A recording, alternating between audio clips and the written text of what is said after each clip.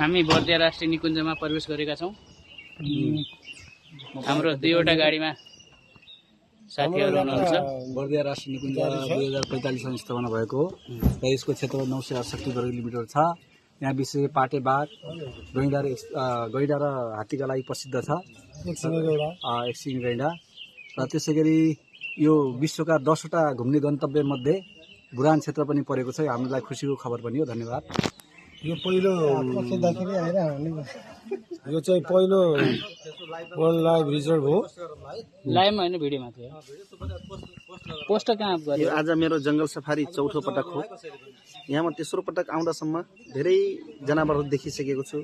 मैले बाघहरू पनि देखेको छु, जंगली हात्तीहरू देखेको छु, गैंडाहरू देखेको छु, अनि साना साना जनावरहरू त कति देखियो त्यो बगालमा। आज हामी पनि त्यो देख्छौँ भन्ने पनि अपेक्षाका साथ आज हामी यो हाम्रो टिम छ, 21 जनाको दुईटा गाडीमा टिम छ। यो टिमले पक्कै पनि सबै जंगली जनावरहरूको प्रत्यक्ष अवलोकन गर्न पाउँछौँ भन्ने अपेक्षा सहित आज जंगल सफारीको यात्रामा हामी प्रवेश गर्दैछौँ।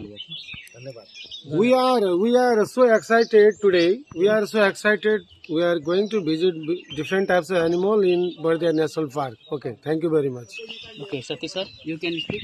Yes, why not? Yes, today is the second last day of our training, and on the occasion of this, we have all the participants of this training have organized a jungle safari, and now we are going to jungle safari, and we hope for what purpose we are going, that will be fulfilled.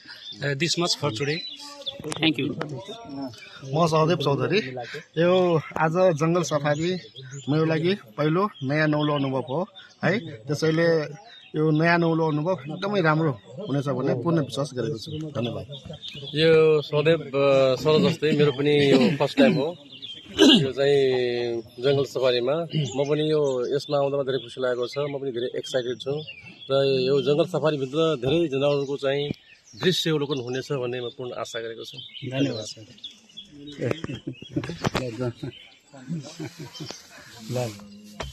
जनावर देखेपछि के बोल्ने हो?